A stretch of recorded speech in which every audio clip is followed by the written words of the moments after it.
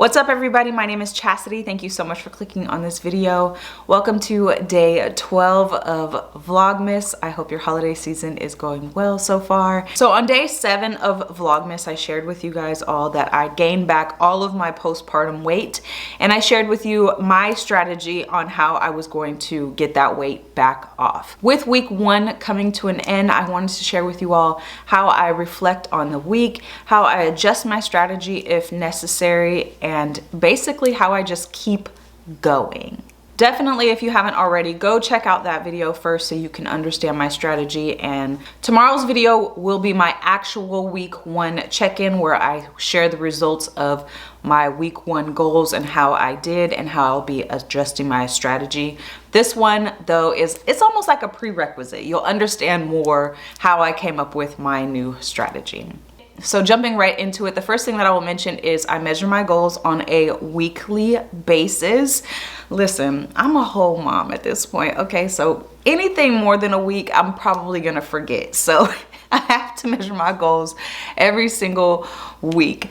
So after a week of implementing my strategy, after a week of chasing after those goals, after a week of making adjustments, the first thing I like to do is reflect, okay? So I sit down, pen and paper, and reflect on my goals.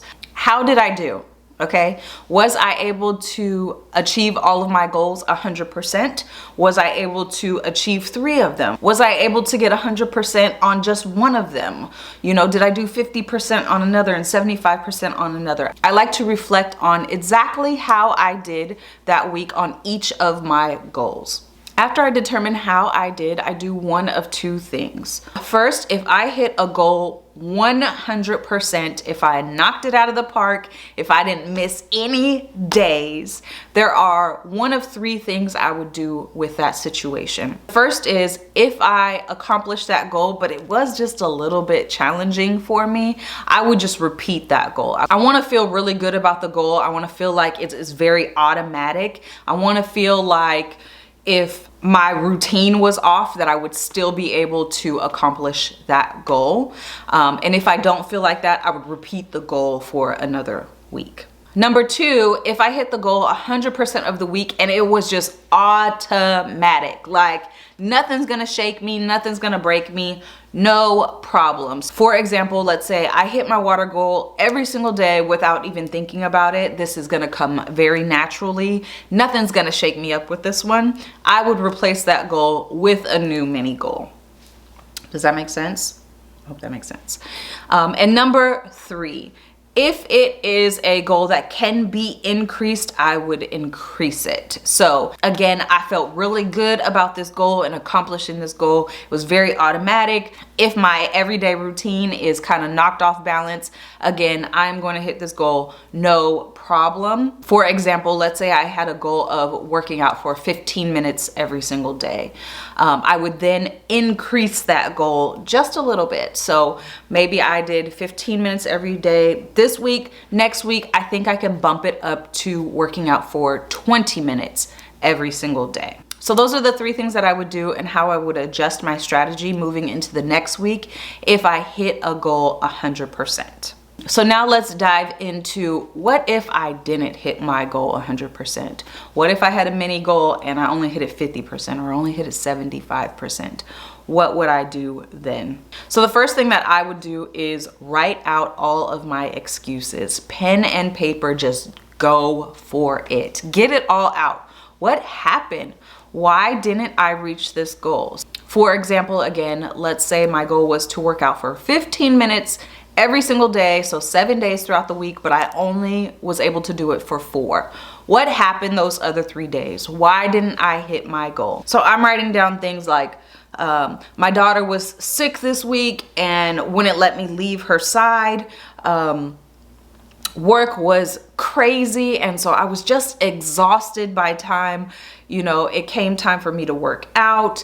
My gym closed early for some reason and I didn't know it was going to. Any excuse that you could come up with, or any excuse that I have, I would write it down. I think that when you're going through this reflection process, you can definitely talk through it with somebody, But if you find yourself catering your excuses so you can avoid judgment, then girl, you need to just write this down, okay? You need to be totally honest with yourself. And if it helps to write it down to where it is just you and nobody else is seeing this, so you can be extremely honest, then that's what you need to do instead. There is no way you can accomplish your goal or keep going if you are not vulnerable and honest with yourself on what happened. So get it all out, write it all out, every single excuse you can think of why you didn't hit that goal. I know it is super big, like online and in our society. I've probably said it before. Everybody says it. No excuses, no excuses, no excuses. No, we need to know what your excuses are so we know how to move forward. Do you get what I'm saying? So be honest, be vulnerable, and get it all out. So after I do that, after I write out all of my excuses and I get it all out, first of all, it feels a little freeing. You know what I'm saying? I feel good to get it off of my chest. Do you know what I'm saying? The next thing that I will do is I will come up with solutions. I will take the time and come up with solutions for all of those excuses. So moving into the next week, what can I do to combat that? So again, for example, my goal was to work out 15 minutes every single day. I didn't accomplish that goal. One of my excuses was I was just burnt out. Like work kicked my butt that day that I just didn't have any energy to work out. A solution that I can try moving into the next week is to work out in the morning. Maybe I'm just gonna wake up 20 minutes earlier and knock out my workout first thing in the morning so work can't even mess with me. You know what I'm saying? Like they can't throw me off. Like I'm gonna accomplish this goal before they even start getting on my nerves. Do you get what I'm saying?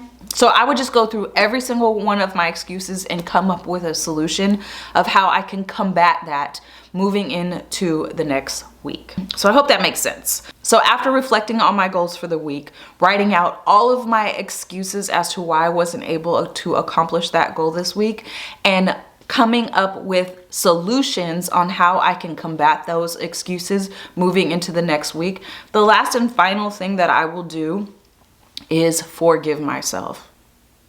Yes, I really wanted to accomplish that goal this week. And yes, I would have been further along in my weight loss journey if I just was just a little bit stronger. I would have.